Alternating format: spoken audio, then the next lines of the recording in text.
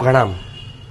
દીપમ ગૃહ મંદિરમ મુરુડમાં આજે શ્રી આદિનાથ ભગવાનના કેવળદાન કલ્યાણક નિમિત્તે તમને કરાવવામાં આવે છે અદ્ભુત એવા શ્રી પૂજનીય શેત્રુંજય પટના દર્શન.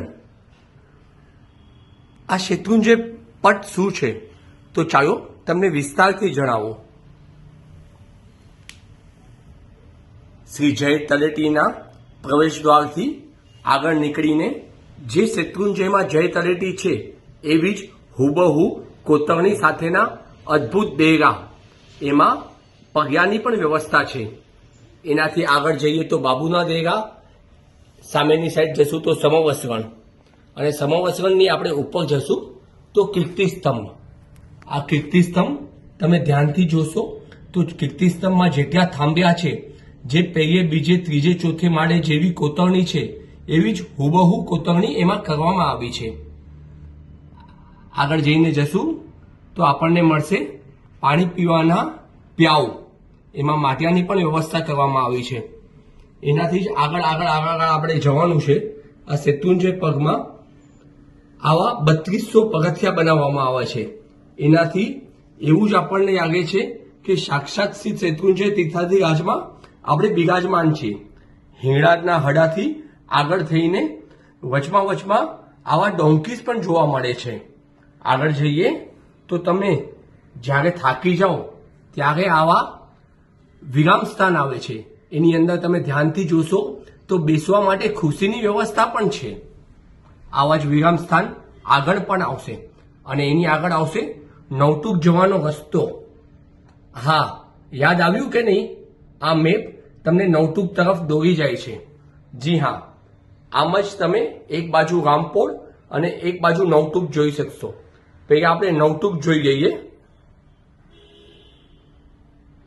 આ નવટુકની અદ્ભુત વ્યવસ્થા અહીંયા કરવામાં આવી છે. નવટુકમાં જેવા દેરાસર છે એવા જ દેરાસરની હુબહુ કોતરણી, એવા જ દેરાસરના શિખરો, એવા જ દેરાસરની ધજાઓ, એવી જ કોતરણી અહીંયા લાવવામાં આવી છે, જેનાથી આવનાર ભાવિકને એકદમ ભાવ આવી જાય.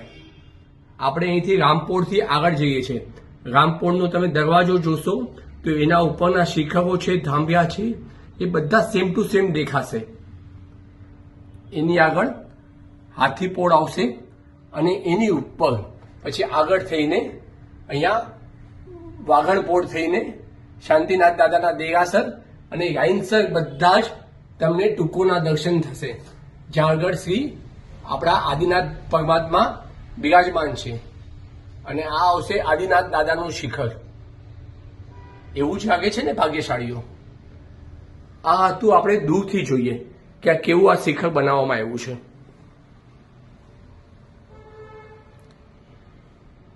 આ બધી જ કોતરણી દીપમ ગૃહ મંદિરમ મુરુડમાં કરવામાં આવી છે.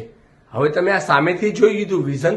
હવે એની ખાસ વિશેષતા જુઓ. શું છે વિશેષતા? તો જુઓ, પાલિતાણાના પટમાં પહેલા સામે જોયું, આખા પટનું આપણે નિરીક્ષણ કરી લીધું.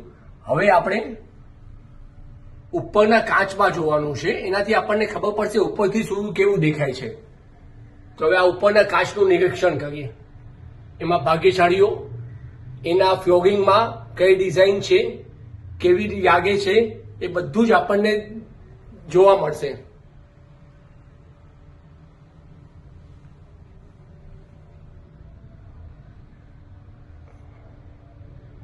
આ જુઓ દાદાના પટ, અને પાછળ રાયણ પગ્યા અને એની વ્યવસ્થા છે. રાયણ વૃક્ષ પણ છે. આ કાચનું ઓલું હતું. આમાં તમે ધ્યાનથી જોશો તો અહીં વાગણપોળના વાઘ પણ તમને દેખાશે. આ હતી ઉપરના સાઈડની ફ્લોરિંગની વ્યવસ્થા. અને હજી એક ત્રીજી સાઈડ તમને બતાવું. જે તમને આ દાદાનું પિંક શિખર દેખાય છે, એ સામેના કાચમાં એક બીજું પિંક શિખર પણ દેખાશે. દેખાયું ને? હજી તમે આગળ જોશો તો એક ત્રીજું પિંક શિખર દેખાશે. ત્યાંથી તમારા બધા જ દેરાસર તમારી સામે આવી જશે.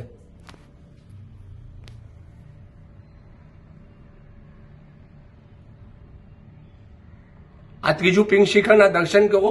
હવે શેત્રુંજયના બધા જ દેરાસર આપની સામે આવી ગયા છે. તો આવો પધારો આ અદ્ભુત શેત્રુંજય પટના દર્શન કરવા શ્રી દીપમ ગૃહ મંદિરમમાં.